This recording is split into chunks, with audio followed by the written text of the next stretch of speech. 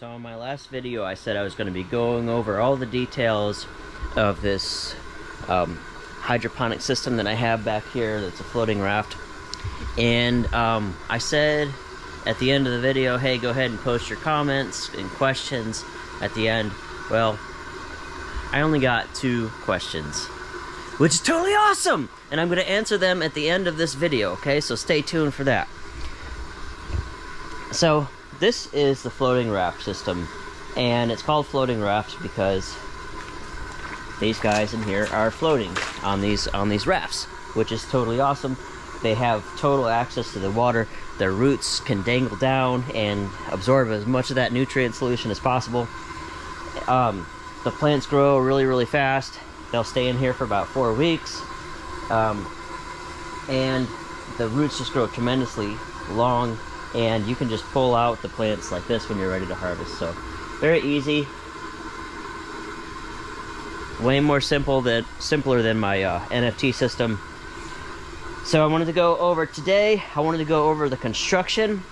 So I'm just going to show you all the construction components and go over those things in detail. And then at the end I'm going to answer the 2 questions that I have about this. I may inadvertently answer those questions actually throughout the video, but it's my intent to actually specifically address those questions at the end too. Okay, so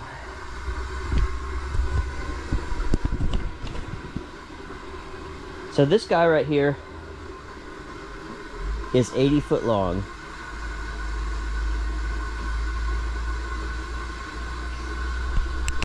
So let's go over the dimensions and design consideration first. So this sucker is 80 foot long and 2 inches on the inside, and it's 10 foot and 2 inches wide on for the width. So it's 80 foot 2 inches long and 10 foot 2 inches wide. And I did that for a specific reason. So I wanted to harvest so many plants per week, and I wanted to be able to harvest those number of plants for 4 weeks. So I have 4 different sections of 25. 25 floats, 25 floats, 25 floats, 25 floats. And so ideally, I'll plant over there and I'll harvest from this side. And then those will scoot down, I'll plant more, harvest from this side. And I'll ideally harvest 25 different floats a week, and those floats that I harvest will have sitting in there for 4 weeks. So that's why I have it 80 foot long, so that way I can have 25 floats per week for 4 weeks.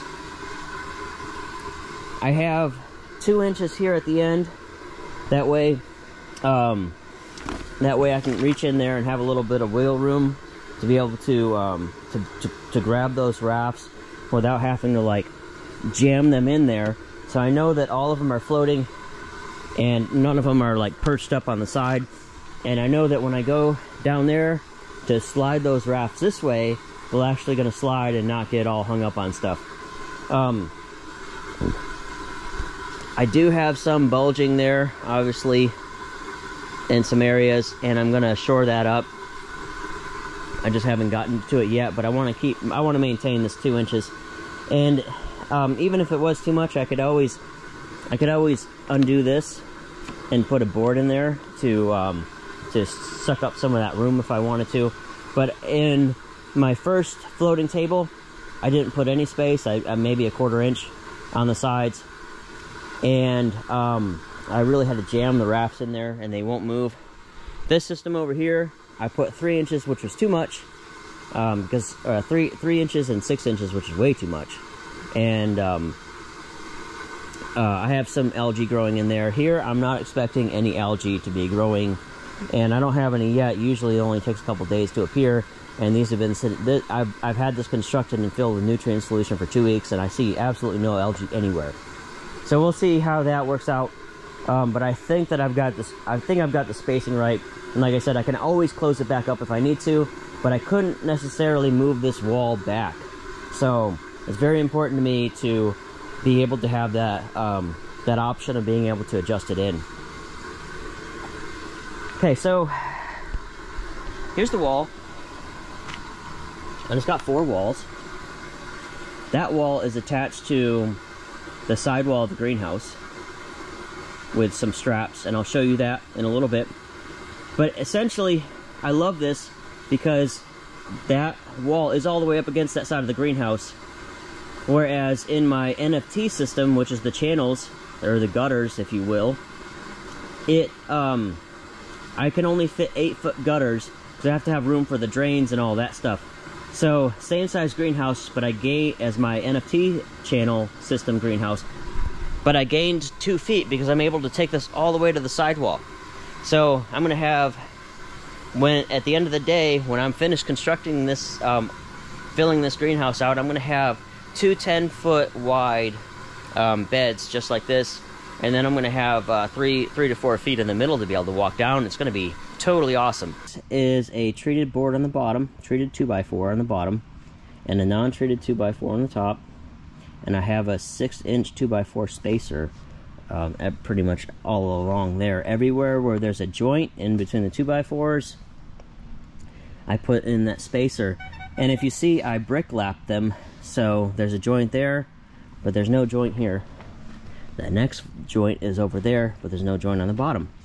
And I did that so because it would create a hinge. It would create a hinge where that would be able to move, and I don't want that. So there's a lot more rigidity in there if you do that. It does make it a pain in the butt to lift the wall. Like, those walls are really heavy on the sides, and so it took a lot. It took a lot to actually get them up. So this wall is 13 inches high. This sheet of plywood here, 1/2-inch sheet of plywood, you could probably get away with 11/32, but anyway, this 1/2-inch sheet of plywood, this is screwed in to the other side of that, but it's only 12 inches wide, and I did that because the sheet of plywood is 48 inches. So I had four even sections that I was able to harvest out of that sheet of plywood. I actually had Home Depot cut it because it was so much faster. But anyway, that is all the way to the top here, but there's a 1-inch gap at the bottom, and I was able to fill that up to that level with sand to protect this plastic. Okay, the plastic is, can be punctured pretty easily, and I actually have a one hole over there that I repaired, which is ingenious the way that I did it. But anyway, so that's that. So 13-inch high wall with a 12-inch sheet of plywood slapped on the other side. I attached these, you can't see them because it's on the other side. I attached these to this with pocket screws. So I pocket screwed up and down, and I built this, and then I screwed this to that with 1.25 inch drywall screws. I have it all leveled within about 1.5 inches, which is not too bad considering the length of it, and I leveled it with my 30-year-old tractor. So I did use a construction laser that I bought from Harbor Freight for $60. It's laying around here somewhere. I don't know where it is. But anyway, it shoots out 3 beams, and I put it on the ground over here, and I shot it across. I put it on the high spot. This is the high spot. I put it on the high spot, and I shot it across, and I took a board and I marked where everything was. And then I filled in dirt on all the low spots, and I removed dirt on all the high spots. And then I put my wall up. So after I put my wall up, I drove these pipes in. This is 1 3/8 pipe that you can get. It's for constructing chain link fences. But anyway, I cut it at a little over 2 feet, drove it into the ground, and then put this 2-hole strap in that I got from Tunnel Vision Hoops. And I spaced those out about every 10 foot down the way. I did the same thing on the other side, but it goes straight to the greenhouse sidewall, and I used the 1 5/8 2-hole strap because that's the thickness of those pipes down there at the bottom. And now that I got all of that constructed, I can actually go ahead and secure my greenhouse plastic, because I haven't done that yet. I've been waiting to get this up because I knew that I was going to have access to the outside of the greenhouse. So the plastic is actually just dangling there, and I need to put my wiggle wire into the wiggle channel. So that's one consideration, is if you want to take it all the way to the wall. Look, the wind is blowing it up right now. If you want to take it all the way to the wall, you have to have access to the outside of your greenhouse. Now, I didn't do roll-up sides on this because I don't want anything getting in from that side, since the plants are so close. I don't want any debris, like if I go mowing or anything like that, hitting the plants and getting in the plants. So I did not put roll-up sides in this, but I did install some pretty large fans, and I'm very excited about that, because I can hook those up to a thermostat, and I don't have to come out here and roll the sides up and down. Obviously, you could get a motorized system, but at the end of the day, this is going to block the pests out, the bugs out, debris out, and I'm not going to have any issues with that like I do with my roll-up side greenhouses. Okay, one other consideration is, on that side, you may want to put in a piece of insulation, a 1-inch piece of foam insulation, to block that cold sidewall. I'm not going to do that. I'm going to actually put in an energy blanket along that sidewall, and hopefully that will do the same thing. I didn't want to have that extra inch taken away from my walkway in the greenhouse, because it's going to be kind of tight in here, and I might want to be able to like roll a cart down here or something, or have two people standing side by side for whatever reason, walking with these large floats. They're 2 foot 4 inch. They're 2 foot wide by 4 foot long. So, if you live in a cold area, you may want to put 1 inch of foam insulation, or you may want to put an energy blanket and attach it to your hip rail there. Okay, so I absolutely love this this system. So there's about 6,000 gallons in here when it's got 6,000 gallon capacity. It's a little bit low right now because I haven't filled it up all the way. It takes a long time to fill it up, and I only have 2.5 gallon per minute supply water, so it takes forever. But when it's filled, it's worth it. So I have 5,000 gallons capacity in here, which essentially means it can hold a lot of BTUs. It can hold a lot of heat in that water. It's a giant thermal battery, which is cool because in the wintertime, the sun will heat it up.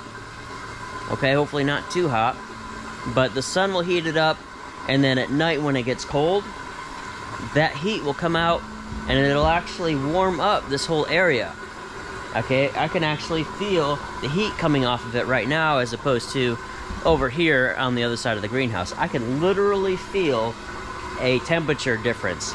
Now, when I go to test the pH, my pH pen that I use has it tests the temperature as well, and I don't have that with me. My son's using it in the other greenhouse to check that. But anyway, when I do, I always set the pH pen on top of the float rafts for a little bit, just to kind of see what the temperature difference is.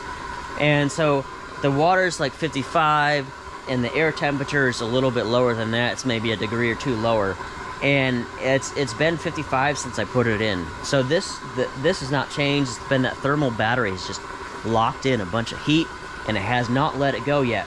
Also, the ground temperature is about 55 degrees from what I can tell with my thermometers that I have, which is a laser thermometer. So the ground is 55 degrees, the water's 55 degrees, the air temperature just above there, it's a little bit warmer. The greenhouse itself is 44 degrees right now.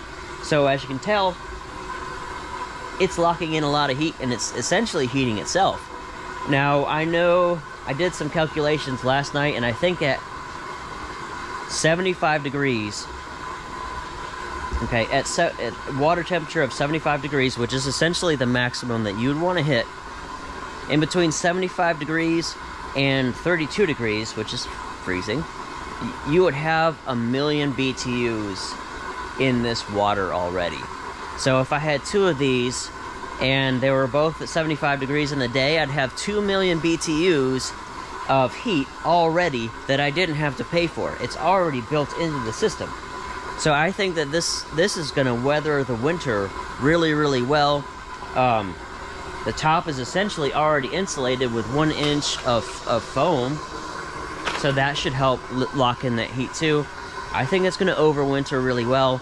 I will heat the space if I need to, but I'm going to be testing it and monitoring the temperature of the water and the temperature above the water all winter long, and I'm not going to heat it unless I need to. So if it's really cloudy, and I'm gonna test the water temperature at night before I go to bed and see if I need to actually heat the space. I'll see how much it drops at night. So it's gonna be 25 degrees. Next week is supposed to be in the 20s at night and in the 40s during the day. There's gonna be partly cloudy and some cloudy days. So I'll actually have I'll be able to test and see how well this can actually hold that heat in. So I'm very, very excited about that. If it doesn't do as well as I anticipate it's going to do, it's already been below freezing at night, and it's been 55 in here. If it doesn't do as well as it is, I will put in a space heater. I will not go full blown with a raft with a 204,000 BTU heat system, because this just doesn't need that much heat. All I want to do is keep it above freezing for now. The plants will get a little bit stressed out, but nothing's perfect, and when you're doing things on a budget like I am, nothing is ever going to be perfect.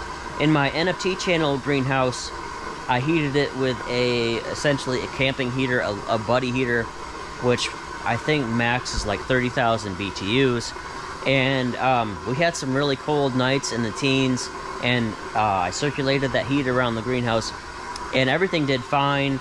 A couple times the plants did frost up a little bit. It looked like winter wonderland inside of the greenhouse, and as soon as the sun came up, thawed everything was fine. There was no damage on anything.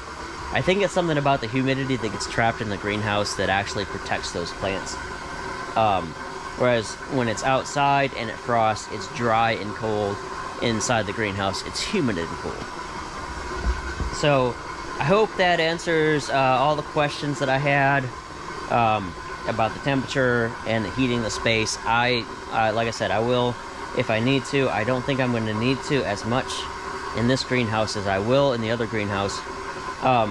Also, the water in here is circulating, so any water along that cold wall is going to be sucked back into the pump and then redistributed into the warmer areas.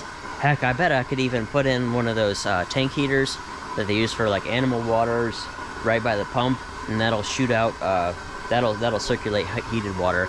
I don't know, we'll see. I don't think I'll have to do that, but that's one option that I have, because I have the tank heater, because we used to have a milk cow, which was a nightmare, and that's why I switched to plants. But anyway, sorry for being long-winded.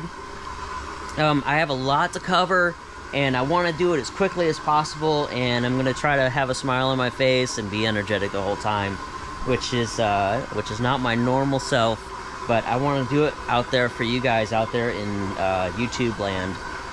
So my next video that I'm going to do is going to be on the aeration system, which is cool. I love the aeration system. I set up a venturi, and so far so good. Everything's been, all the roots on those plants down there have been nice and white. Everything has held up really well. The plants are actually growing. Let's go take a look. I'll go show you. Let's take a walk.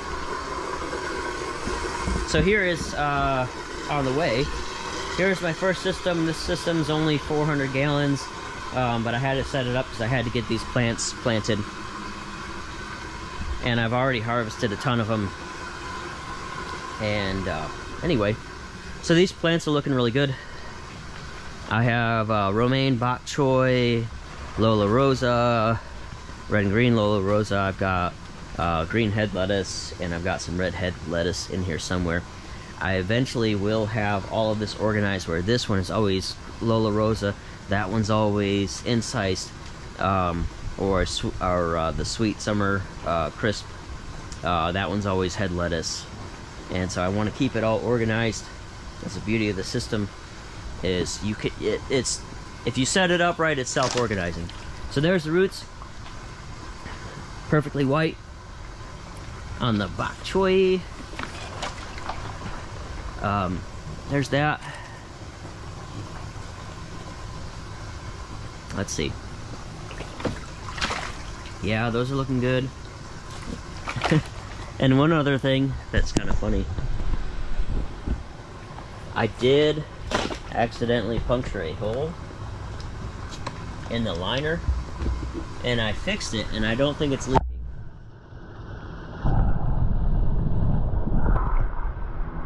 So I taped it up with some waterproof tape.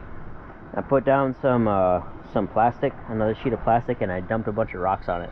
And I don't see any water puddles coming out, which this side is downhill, so they would come out from underneath the wall, and there's no water puddles. It's a little damp from because we've had a ton of condensation in here, but there's no water puddles. And you would see algae too. I don't see any algae. The algae would be growing on the nutrients that's in the ground. So anyway, please leave your questions that you have that I didn't answer down in the comment section. I promise I'll get back to you on them in my next video. And any questions about venturis or aeration, why I didn't go with air stones, any questions like that, what size is my pump, you know, all that stuff, that's what I'm going to be going over. But if you have any questions that you specifically want me to address, go ahead and put them down in the comments. Like and subscribe. Hit the bell so you receive the notifications. Don't ask me where the bell is, because I haven't been able to find it myself, but that's just what everybody says, okay? Alright, we'll see you later.